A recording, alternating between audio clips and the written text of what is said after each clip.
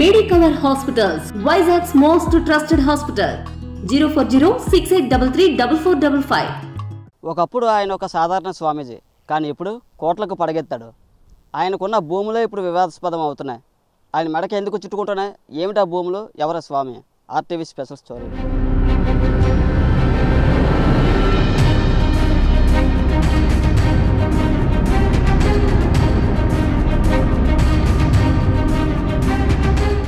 ఇతను వేద పాఠశాల నిర్మించడం కోసమని అడిగాడు. వేద పాఠశాల నిర్వహించేటువంటి అర్హత కానీ అనుభవం కానీ ఈయనకి లేదు. వేద పాఠశాల మనకు కావాలి అంటే టీటీడీ వారు ఇప్పటికే ఉమ్మడి రాష్ట్రాల్లో 6 చోట్ల వేద పాఠశాల సమర్థవంతంగా నిర్వహిస్తూ ఉన్నారు.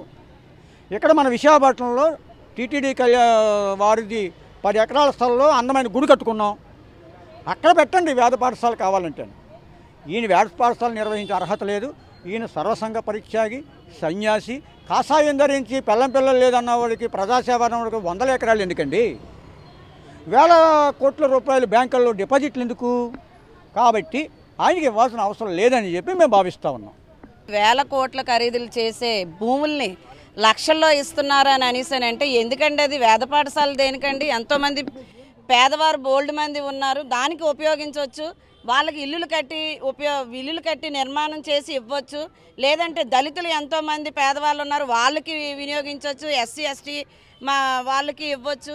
కానీ ఏది కాకుండా ఒక సన్యాసికి ఒక దొంగ పాలన ఉండేది. ఆ దొంగ ఇచ్చి ఈ దొంగకి భూములు ఇచ్చి బినామీ పేరును పెట్టుకున్నాడైతే మేమైతే అనుకుంటున్నాం ఇలాంటి దుర్మార్గ పాలన ఇప్పుడైతే జరగదు. ఎందుకంటే ఇది చంద్రబాబు నాయుడు ప్రభుత్వం కాబట్టి. మరి చంద్రబాబు నాయుడు గవర్నమెంట్కి మేము తెలియజేసింది ఏంటంటే ఆ భూముల్ని పేదవారికి ఉపయోగపడేలాగా వినియోగించాలి, ఇల్లులకి నిర్మాణించేలాగా ఉపయోగించాలి, లేదంటే ఇంక దేనికైనా. అంతేగాని వేద పాఠశాలలు ఇంకైతే అవి అక్కర్లేదు. 10 మందికి ఉపయోగపడేది, 10 మందికి పనికొచ్చేది చేయాలని అయితే మేమైతే అనుకుంటున్నామండి. ఆ భూములు అయితే నిజంగా కోట్ల విలువ చేసేది లక్షల్లో ఇచ్చారంటే ఈరోజు సెంటు భూమి ఎంత ఉంటుంది, ఎకరం భూమి ఎంత ఉంటుందో ప్రజలందరికీ తెలుసు. అలాంటిది భీమిలి అంటే ఇంకా ఎంత ఉంటుందో రేట్ అనేది తెలుసు. అలాంటి భూముల్ని లక్షల్లో ఇచ్చారంటే ఆ దొంగ ప్రభుత్వంలో ఉన్నప్పుడు జరిగింది. ఇప్పుడు గవర్నమెంట్లో అయితే అది జరగదు.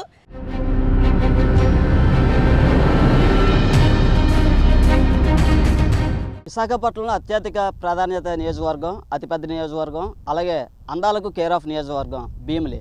ఎందుకంటే సినిమా షూటింగ్ అవ్వాలని ఇదే ప్రాంతం. ప్రస్తుతం మనం కొండ మీద ఉన్నాం. ఇక్కడ చూసుకోవచ్చు సముద్రంతో పాటు ఇక్కడ కనబడుతున్న కొబ్బరి చెట్లు, పూర్తిగా ఎర్రమట్టి దెబ్బలు, నగరంలో లేని అందాలన్నీ ప్రస్తుతం మన బ్యూటిఫికేషన్ అంతా భీమిలిలోనే కనబడుతుంది. విశాఖ నుంచి భీమిలికి రావాలంటే 30 కిలోమీటర్లు. అలాంటి 30 కిలోమీటర్లు ఇక్కడికి పూర్తిగా ఎంతో సాహసోపేతంగా రావడం జరిగింది. అక్కడ మనకి ఒక రోడ్డు కనిపిస్తుంది, అక్కడ రైలింగ్ కూడా పూర్తిగా ఇక్కడ మనం ఉన్న పరిస్థితి. అసలు ఎందుకు ఇదంతా మనం చెప్తాం అనుకుంటున్నావా? వివాదాస్పదమైన శారదాపేట స్వామీజీకి కేటాయించిన భూములు అయితే ఇక్కడే ఉన్నాయి. అవును, ₹1,00,000 ఎకరం. విచిత్రంగా ఉంది కదా మీకును? ఎందుకంటే ఇక్కడ పూర్తిగా 15 ఎకరాలు స్వామీజీ పీఠానికి అయితే కేటాయించారు. ఆశ్రమానికి కావాలని మాకు గత ప్రభుత్వంలో వేద పాఠశాలకు మాకు నిర్మించుకుంటూ మాకు భూమి కావాలని వైఎస్ఆర్సీపీ ప్రభుత్వ హయాంలో అయితే స్వామీజీకి 15 ఎకరాలు కేటాయించారు. 15 ఎకరాలు కేవలం ఎకరా ₹1,00,000 చొప్పున 15 లక్షలు. కానీ మొత్తం భూమి విలువ చూస్తే 50 కోట్ల పైన. ఈ భూముల పక్కన ఉన్నాయి విఎంఆర్డీఏకి చెందిన భూములు. పూర్తిగా విశాఖ నగరంలో భీముల దగ్గర భూములు కోట్లకు పడగెత్తాయి. అందుకే చాలామంది భీములు అంటే బాగా ఇష్టపడతారు. స్వామీజీ కూడా ఇక్కడే మాకు కావాలని చెప్పి వినిపించుకోవడంతో గత ప్రభుత్వం పూరాలు 1,00,000 చొప్పున ఇవ్వడంతో పూర్తిగా ప్రాసెసింగ్ కూడా మొదలైంది.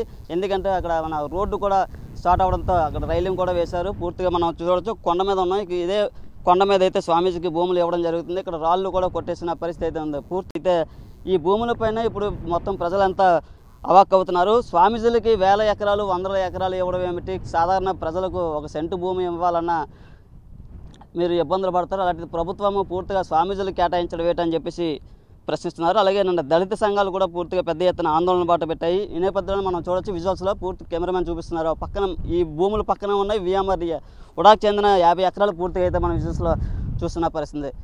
మొత్తంగా చూసుకుంటే కోట్ల రూపాయలు చేసే విలువైన భూములు ఈ స్వామీజీలకు ఇవ్వడంపై మొత్తం రాష్ట్ర వ్యాప్తంగా ఆగ్రహం వ్యక్తం చేస్తున్నారు. ఈ శారదాపేట స్వామీజీకి రాష్ట్ర వ్యాప్తంగా కొన్ని చోట్ల అయితే భూములు అయితే ఇవ్వడం జరుగుతుంది. గత పురాణ విజువల్స్లో చూస్తే విఎంఆర్డీఏకి చెందిన 50 ఎకరాల లేఅవుట్ కూడా అక్కడ మనకి కింద బోర్డు కూడా కనిపిస్తుంది. అలాంటిది దీని పక్కనే ఈ స్వామీజీ ఆశ్రమానికి అసలు ఇంత విలువైన భూములు స్వామీజీలకు అవసరమా అంటూ తిరుపతి కొండపైన కూడా స్వామీజీకి భూములు కేటాయించడంతో అక్కడ స్టార్ హోటల్స్ కొడుతున్నారని ఒక ఆరోపణలు కూడా వినపడంతో ప్రస్తుతం ఇక్కడ విశాఖ కొండ మీద అయితే ఇక్కడ మనం ఉన్న ప్లేస్లో అయితే రాళ్ళు అవి చితికేసి నిర్మితం అవుతున్న పరిస్థితి ఉంది. పూర్తిగా ఈ భూములను పూర్తి వెనక్కి తీసుకొని ప్రస్తుతం ఉన్న కొత్త ప్రభుత్వం వెనక్కి తీసుకొని బీసీ ఎస్టీ స్టడీ సర్కిల్ విద్యార్థులకైతే ఒక ఆశ్రమం నిర్మించి వాళ్ళకి చదువుకునే విధంగా ఒక భవనం నిర్మించాలని అయితే నిన్నటి నుంచి దళిత సంఘాలు అయితే ఆందోళన చేస్తున్న పరిస్థితి ఉంది. అయితే పైకి మనం వచ్చే పరిస్థితి ఉంది. అత్యంత ఖరీదైన భూములను భీముల్లో కట్టడి పెట్టారని పూర్తిగా అయితే మండిపడుతున్న పరిస్థితి. ఏదైనప్పుడు కూడా ఈ భూములు శారదాపీఠం స్వామీజీ స్వరూపానందేంద్రకు ఇలా ఇవ్వడంపై వివాదాస్పదం అయితే అవుతుంది. కెమెరా పర్సన్ అజయ్తో నాయుడు, RTV విశాఖ నుంచి. మరిన్ని వీడియోస్ కోసం ఛానల్ ని సబ్స్క్రైబ్ చేయండి. లేటెస్ట్ అప్డేట్స్ కోసం వాట్సాప్ ఛానల్ ని ఫాలో చేయండి. అండ్ లింక్ డిస్క్రిప్షన్ లో ఉంది.